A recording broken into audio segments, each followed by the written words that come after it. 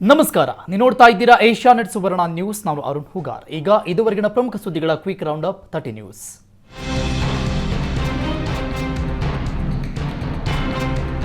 ಲೋಕಸಭಾ ಚುನಾವಣೆಯಲ್ಲಿ ಕಾಂಗ್ರೆಸ್ ಸೋತ್ರೆ ಗ್ಯಾರಂಟಿ ರದ್ದಾಗಲಿದೆ ಎಂದಿದ್ದ ಶಾಸಕ ಬಾಲಕೃಷ್ಣ ಸಮರ್ಥನೆ ಮಾಡಿಕೊಂಡಿದ್ದಾರೆ. ನಾನು ಬ್ಲಾಕ್ ಮೇಲ್ ಮಾಡಿಲ್ಲ, ಮನವಿ ಮಾಡಿದ್ದೇನೆ. ನಮ್ಮ ಗ್ಯಾರಂಟಿಗೆ ಮತ ಹಾಕಿ, ಅಕ್ಷತೆಗೆ ಮತ ಹಾಕಬೇಡಿ ಅಂತ ಹೇಳಿದ್ದೇನೆ ಅಂತ ಸಮರ್ಥಿಸಿಕೊಂಡಿದ್ದಾರೆ. ಗ್ಯಾರಂಟಿ ಯೋಜನೆ 5 ವರ್ಷಗಳ ಕಾಲ ಮುಂದುವರಿಯಲಿದೆ ಎಂದು ಡಿಸಿಎಂ ಸ್ಪಷ್ಟಪಡಿಸಿದ್ದಾರೆ. ಎಂಬಿ ಪಾಟೀಲ್ ಸಹ ಇದನ್ನೇ ಪುನರುಚ್ಚಾರ ಮಾಡಿದ್ದಾರೆ. ಇನ್ನು ಲೋಕಸಭಾ ಚುನಾವಣೆಯಲ್ಲಿ ಕಾಂಗ್ರೆಸ್ ಸೋತ್ರೆ ಗ್ಯಾರಂಟಿ ರದ್ದಾಗಲಿದೆ ಅಂತ ಶಾಸಕ ಬಾಲಕೃಷ್ಣ ಹೇಳಿಕೆ ಕೊಟ್ಟಿದ್ರು.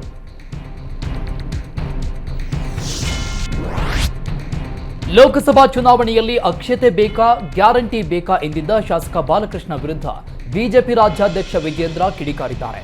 ಇದೊಂದು ಬ್ಲಾಕ್ ಮೇಲ್ ಹೇಳಿಕೆಯಾಗಿದ್ದು ಕಾಂಗ್ರೆಸ್ಸಿಗರಿಗೆ ನಾಚಿಕೆ ಆಗಬೇಕು ಅಂತ ಟಾಂಗ್ ಕೊಟ್ಟಿದ್ದಾರೆ. ಬಾಲಕೃಷ್ಣ ಹೇಳಿಕೆಯನ್ನ ಅಶ್ವತ್ಥ ನಾರಾಯಣ್ ಖಂಡಿಸಿದ್ದಾರೆ. ಗ್ಯಾರಂಟಿ ಕೊಡ್ತೀವಿ ಅಂತ ಅಂಗಲಾಚಿ ಮತಯಾಚಿಸಿದರು. ಈಗ ಕಾಂಗ್ರೆಸ್ನವರು ಜನರನ್ನೇ ಬ್ಲಾಕ್ ಮೇಲ್ ಮಾಡಲು ಮುಂದಾಗಿದ್ದಾರೆ. ಇದು ಅಹಂಕಾರದ ಹೇಳಿಕೆಯಾಗಿದೆ. ಕಾಂಗ್ರೆಸ್ ಅವರ ಮನೆಯಿಂದ ಗ್ಯಾರಂಟಿ ಕೊಡ್ತಾ ಇದ್ದಾರೆ ಅಂತ ಪ್ರಶ್ನೆ ಮಾಡಿದ್ರು. ಲೋಕಸಭೆ ಚುನಾವಣೆಯಲ್ಲಿ ನಾಡಿನ ಜನ ಕಾಂಗ್ರೆಸ್ಗೆ ತಕ್ಕ ಪಾಠ ಕಲಿಸ್ತಾರೆ ಅಂತ ಹೇಳಿದ್ದಾರೆ. ಜಗದೀಶ್ ಶೆಟ್ಟರ್ ಬಳಿಕ ಸವದಿ ಬಿಜೆಪಿಗೆ ವಾಪಸ್ ಹೋಗಲಿದ್ದಾರೆ ಎಂಬ ಚರ್ಚೆ ನಡುವೆ ಬಿಜೆಪಿ ನಾಯಕರ ಜೊತೆ ಸವದಿ ಓಡಾಡಿದ್ದಾರೆ. ಇದು ಬಿಜೆಪಿಗೆ ಘರ್ವಾಪ್ಸಿ ಆಗುತ್ತಾರೆಂಬುದಕ್ಕೆ ಇಂಬು ನೀಡಿತ್ತು. ಡಿಸಿಸಿ ಬ್ಯಾಂಕ್ ವಿಚಾರವಾಗಿ ಚರ್ಚೆ ಮಾಡಲು ಬಿಜೆಪಿ ನಾಯಕರ ಜೊತೆ ಚರ್ಚೆ ಮಾಡಿದ್ದೆ, ಆದರೆ ಬಿಜೆಪಿಗೆ ಸವದಿ ಹೋಗೋದಿಲ್ಲ ಅಂತ ಸಚಿವ ಎಂಬಿ ಪಾಟೀಲ್ ತಿಳಿಸಿದ್ದಾರೆ.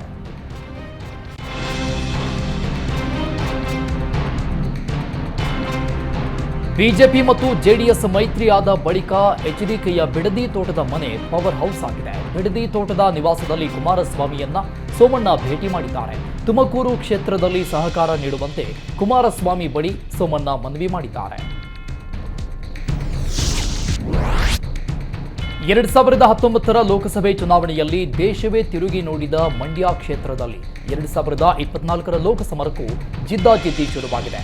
ಬಿಜೆಪಿ ಮತ್ತು ಜೆಡಿಎಸ್ ಮೈತ್ರಿಯಲ್ಲಿ ಮಂಡ್ಯ ಕ್ಷೇತ್ರ ಯಾರ ಪಾಲಾಗಲಿದೆ ಎಂಬ ಕುತೂಹಲ ಕೆರಳಿಸಿದೆ. ಬಿಜೆಪಿಯಿಂದ ಮತ್ತೆ ಕಣಕ್ಕಿಳಿಯುವ ಬಗ್ಗೆ ಸುಮಲತಾ ಆಸೆ ವ್ಯಕ್ತಪಡಿಸಿದ್ದಾರೆ.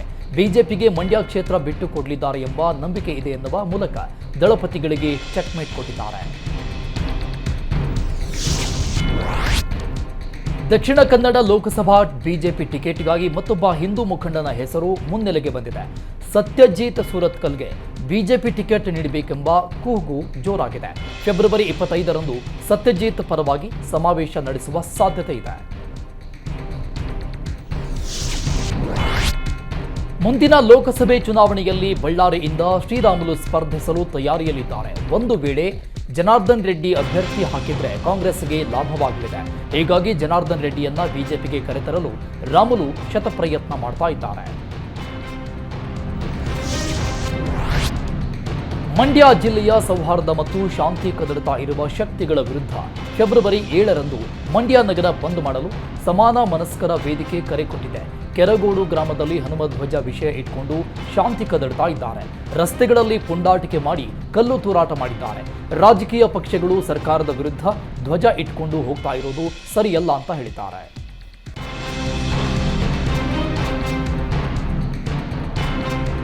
ಮಂಡ್ಯ ಜಿಲ್ಲೆಯ ಕೆರಗೋಡು ಹನುಮಧ್ವಜ ತೆರವು ಖಂಡಿಸಿ ನಡೆಸಿದ್ದ ಪಾದಯಾತ್ರೆಯಲ್ಲಿ ನಡೆದ ಲಾಠಿ ಚಾರ್ಜ್ನಲ್ಲಿ ಗಾಯಗೊಂಡವರ ಮನೆಗಳಿಗೆ ಬಿಜೆಪಿ ನಾಯಕರ ತಂಡ ಭೇಟಿ ನೀಡಿತು. ಇಂದು ಮಂಡ್ಯ ಬಿಜೆಪಿ ಜಿಲ್ಲಾಧ್ಯಕ್ಷ ಇಂದ್ರೇಶ್ ನೇತೃತ್ವದಲ್ಲಿ ಗಾಯಗೊಂಡವರ ಮನೆಗೆ ಭೇಟಿ ಕೊಟ್ಟು ಯೋಗಕ್ಷೇಮ ವಿಚಾರಿಸಿದ್ದಾರೆ.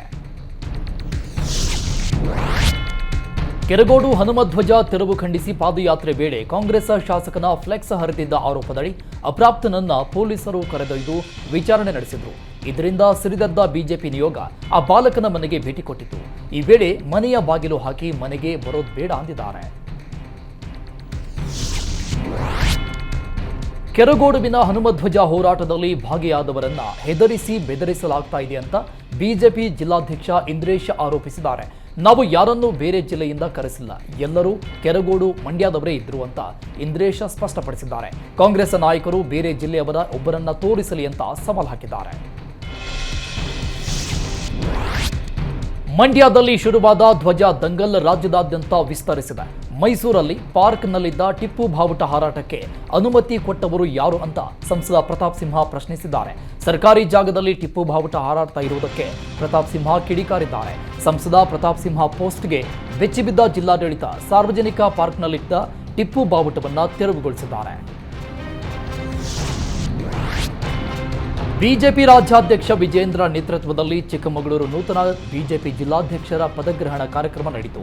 ಕಾರ್ಯಕ್ರಮದಲ್ಲಿ ಸಾವಿರಾರು ಬಿಜೆಪಿ ಕಾರ್ಯಕರ್ತರು ಭಾಗಿಯಾಗಿದ್ದರು. ವೇದಿಕೆ ಕಾರ್ಯಕ್ರಮಕ್ಕೂ ಮುನ್ನ ವಿಜೇಂದ್ರ ರೋಡ್ ಶೋ ನಡೆಸಿದರು. ಬೋಳರಾಮೇಶ್ವರ ದೇವಸ್ಥಾನದಿಂದ ಎಂಜಿ ರಸ್ತೆಯವರೆಗೂ ರೋಡ್ ಶೋ ನಡೆಯಿತು.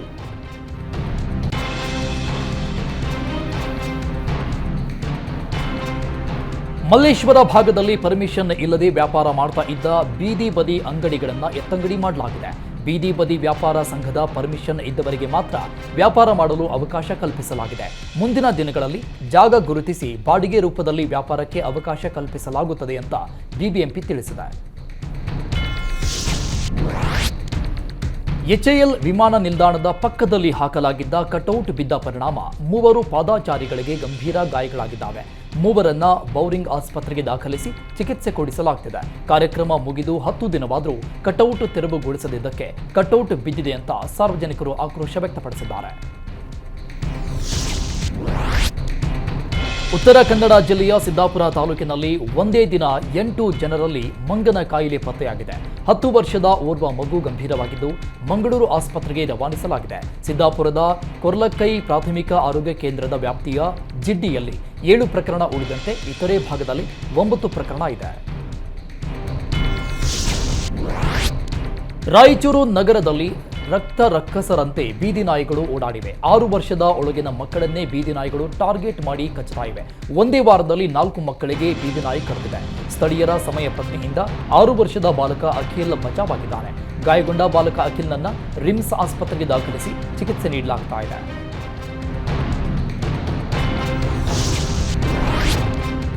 ಧಾರ್ಮಿಕ ದತ್ತಿ ಇಲಾಖೆ ಮತ್ತು ಜಿಲ್ಲಾಡಳಿತ ವತಿಯಿಂದ ಸಾಮೂಹಿಕ ಸರಳ ವಿವಾಹ ನಡೆಯಿತು. ಮೈಸೂರು ಜಿಲ್ಲೆ ನಂಜನಗೂಡು ತಾಲೂಕಿನ ಶ್ರೀಕಂಠೇಶ್ವರ ಸ್ವಾಮಿ ದೇವಾಲಯ ಮುಂಭಾಗದಲ್ಲಿ 8 ಜೋಡಿಗಳು ದಾಂಪತ್ಯ ಜೀವನಕ್ಕೆ ಕಾಲಿಟ್ಟರು. ನೂತನ ವಧೂವರರಿಗೆ ಶಾಸಕ ದರ್ಶನ್ ಧ್ರುವನಾರಾಯಣ್ ಶುಭ ಕೋರಿದ್ದಾರೆ.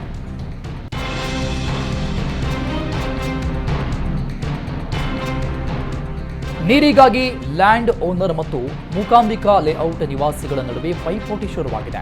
ನೀರಿನ ಹಾಹಾಕಾರದ ನಡುವೆ ಅನಧಿಕೃತವಾಗಿ ನೀರನ್ನ ಮಾರಾಟ ಮಾಡ್ತಾ ಇದ್ರು. ಇದರಿಂದ ಕೆಂಗೇರಿಯ ಮೂಕಾಂಬಿಕಾ ಲೇಔಟ್ನ ಇತರೆ ಕೊಳವೆ ಬಾವಿಯಲ್ಲಿ ನೀರು ಬತ್ತಿ ಹೋಗಿದೆ. ಆದ್ದರಿಂದ ಜಾಗದ ಮಾಲೀಕರ ನಡೆ ಖಂಡಿಸಿ ಲೇಔಟ್ ನಿವಾಸಿಗಳು ಪ್ರತಿಭಟಿಸಿದ್ದಾರೆ. ಬೆಂಗಳೂರಲ್ಲಿ ಹಗಲಲ್ಲೇ ಮನೆಗಳತನ ಮಾಡ್ತಾ ಇದ್ದ ಪ್ರೊಫೆಷನಲ್ ಖದೀಮರನ್ನ ಪೊಲೀಸರು ಬಂಧಿಸಿದ್ದಾರೆ. ಹೈದರಾಬಾದ್ ಮೂಲದ ಅಬೂದ್ ಅಲಿ, ಶೇಖ್ ಫಯಾಜ್, ಅಯೇಜ್ ಅಹಮದ್, ರಿಯಾಜ್ ಸೇರಿ 5ರನ್ನ ಬಂಧಿಸಲಾಗಿದೆ. ರಾಡ್ನಿಂದ ಡೋರ್ ಲಾಕ್ ಮುರಿದು ಬೆಲೆ ಬಾಳುವ ವಸ್ತುಗಳನ್ನು ಎಗರಿಸಿ ಎಸ್ಕೇಪ್ ಆಗ್ತಾ ಇದ್ರು.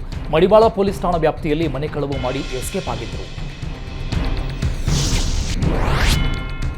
ರಾಜ್ಯದಾದ್ಯಂತ 40 ಕಡೆ ಲೋಕಾಯುಕ್ತ ಅಧಿಕಾರಿಗಳು ದಾಳಿ ನಡೆಸಿದ್ದಾರೆ. ಆದಾಯಕ್ಕಿಂತ ಹೆಚ್ಚು ಆಸ್ತಿ ಗಳಿಕೆ ಆರೋಪದಡಿ ಒಟ್ಟು 10 ಮಂದಿ ಅಧಿಕಾರಿಗಳ ಮನೆ, ಕಚೇರಿ ಮೇಲೆ ದಾಳಿ ನಡೆಸಲಾಗಿದೆ. ತುಮಕೂರು, ಮಂಡ್ಯ, ಹಾಸನ, ಕೊಪ್ಪಳ, ಮೈಸೂರು, ಬಳ್ಳಾರಿ ಸೇರಿದಂತೆ ಹಲವು ಜಿಲ್ಲೆಗಳಲ್ಲಿ ಲೋಕಾಯುಕ್ತ ದಾಳಿಯಾಗಿದೆ. 10 ಅಧಿಕಾರಿಗಳ ಮನೆಯಲ್ಲೂ ಬೆಳ್ಳಿ, ಬಂಗಾರ ಪತ್ತೆಯಾಗಿದೆ. ನಿಧಿ ಆಸೆಗಾಗಿ ಮಾದೇಶ್ವರ ದೇವಾಲಯದಲ್ಲಿದ್ದ ದೇವರ ಮೂರ್ತಿಯನ್ನೇ ಹೊತ್ತೊಯ್ದಿರುವ ಘಟನೆ ಹಾಸನ ಜಿಲ್ಲೆ ಹೊಳೆನರಸೀಪುರ ತಾಲೂಕಿನ ಕೃಷ್ಣಾಪುರದಲ್ಲಿ ಮಾದೇಶ್ವರ ದೇವಾಲಯದಲ್ಲಿ ನಡೆದಿದೆ. ಸ್ಥಳಕ್ಕೆ ಪೊಲೀಸರು ಭೇಟಿ ಕೊಟ್ಟು ಪರಿಶೀಲಿಸಿದ್ದಾರೆ.